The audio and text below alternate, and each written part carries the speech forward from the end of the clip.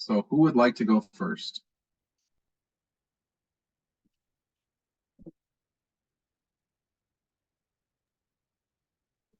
Hey, I just had a real quick question. Thanks for doing this.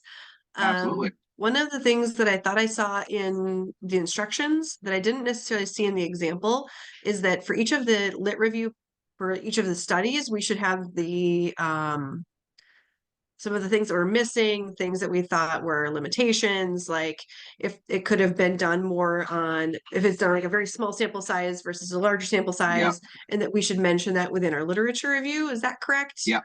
What I would do rather than breaking it down per study, is have a section called limitations and discuss all of those there.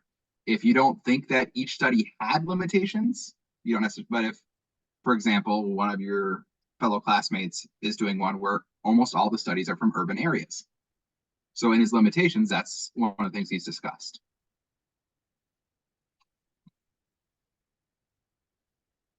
But yeah, definitely don't break it out like annotated bibliography where Study. each chunk is, yeah. That was similar to my question. Thank you again for doing this. Absolutely. Just curious if we are supposed to go study by study or kind of intertwine it into okay. I prefer if you intertwine it. It Okay. reads so much better that way. That's what I figured. Yeah. How do you, I mean, obviously you've done one of these. How do you keep it all straight? Like wise words of wisdom in that. I did it very old school. This was back when I actually used to go to the gym. I took all my studies with me to gym, hard copy, and just highlighted them by color coding for topic. Okay. And then had stacks of paper for the topics. Find a better way to do it, but I recommend just taking the quotes that you like, or the information that you like, and putting it in a OneNote or something in different themes, and then building it up from there. Okay, that makes sense. And like you were saying, that one classmate that was doing all urban studies, so my studies have been finding are like from all over the place. Like, is that bad that it's like one's in France and one's here? Like, okay. That's great. Okay. That is excellent. Yeah. Variety is good. Okay. You definitely don't want them all in the same area or by the same author, because that's just like, well, what if that author or that area is special or has a specific bias that you might not know about?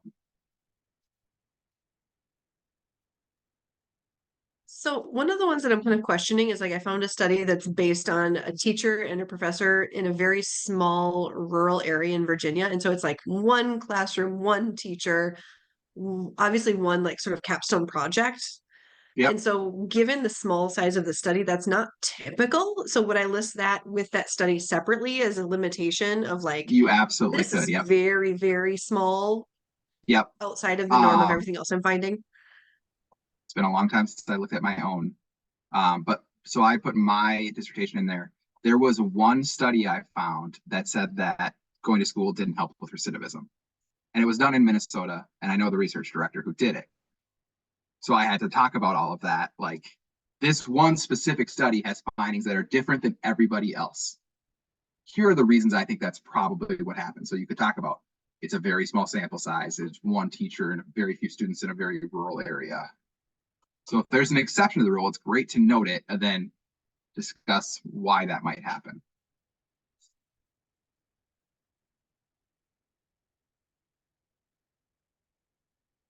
Okay.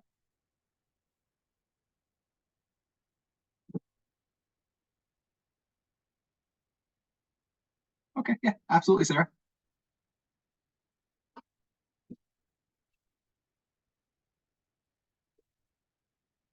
I think all of you have your CITI training done too, right?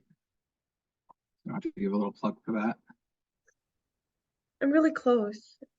If we're being honest. Awesome. How are you guys feeling on your lit reviews? I feel like we're getting there. Getting there? I guess I'm kind of finding it easier to almost go source by source and then like piece it afterwards. I don't know. I'm just struggling with the categorizing of things right now. Yeah. Do you have strong themes that you're working off of? Yeah, I feel like the themes are decent. It was easier for the proposal, but obviously that's Yeah. not as, Well, because then what you can do is literally just go study by study and pull out the information you really like for a theme and just put it into your paper and not Yeah. combine it at all until you're all done and you're like, okay, now let's rearrange. Which is the that's a great good thing about idea. Word Yeah. is you can cut and paste things around. That's a good idea. Yeah, I like that. So I can remember just finding quotes. I was like, this is perfect. I don't know what it's perfect for yet, but I'm But putting I my like paper and it. move it around later. Yeah, for sure. For sure. Is there any like recommendation on how long your intro should be? Because I know like you want to just like get into like the meat of it, I guess. No more than a page. Okay. Yeah. I think for your master's, your actual thesis paper, you'll have to write an abstract that has a word limit. But for your introduction, I would just say no more than a page. That makes sense. The longer the paper, the longer the intro can be. That kind of feeds into my other question that I had is kind of in general about the last 5 classes of the program. So this one is obviously very start the capstone based.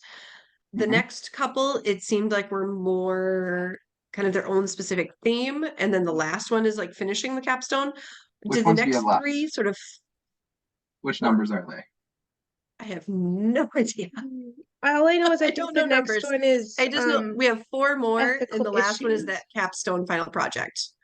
Okay. Yeah. Ethical issues will not feed into the capstone project much, but it is Okay. generally a great like discussion and thought-provoking class. Got it Okay. twice. And it will get into like ethics of research, ethics of everything we do. Do you guys still have 525 left? Or are you done with that one? Yeah, I think Sorry, so. muted. I think so. Yeah. 525 innovation in teaching and learning or learning and teaching. Yeah. You did that one already? Mhm. Okay. Oh, you haven't done that one No, already. that one's coming. Sorry. Sorry. Yeah. Everything one will we've have- done is coming. specifically trauma and resilience. Yes. Okay. So the innovation in teaching and learning is more of a fun class. That's the other one I'm teaching right now. You're going to be exploring different things you can do with tech in class.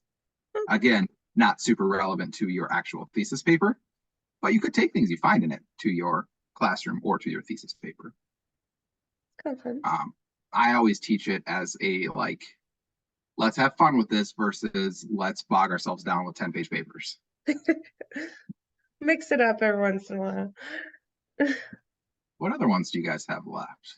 I think those are the only 2 late ones that I've taught. I didn't realize ethics came late.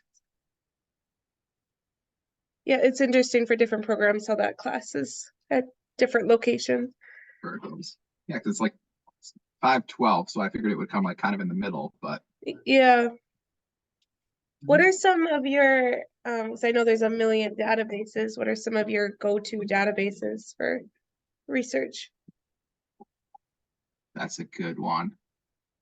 So I went through St. Mary's, and I Okay. believe they used EBSCO and ProQuest.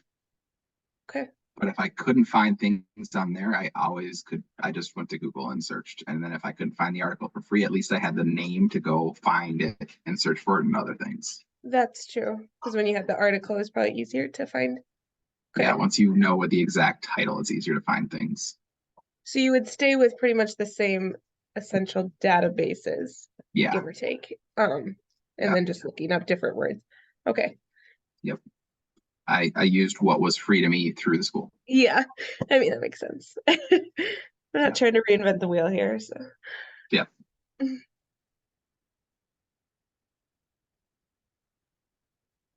I guess one other thing that I found is kind of an overview of strategies implemented in a particular school and Mhm. interviews with staff members at that school, but it never really goes into like future implications or Mhm.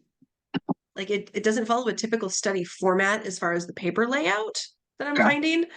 Would that still be considered a primary source if it's like interviews with the staff That's a qualitative study. implementing that program? It's 100% a branch of qualitative studies. Okay. A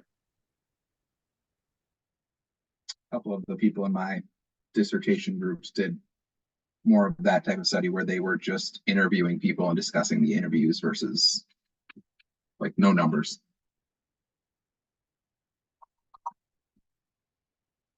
Or using the like 1 to 5 rating scale that has a name that I can't remember right now.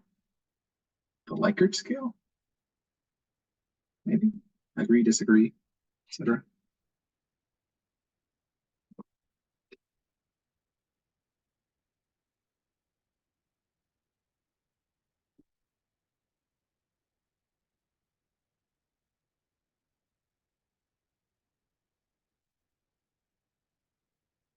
I'll hang around till 7:20 if you guys have more questions, but I'm going to pause the recording for now. If you guys wanted to talk, not recorded,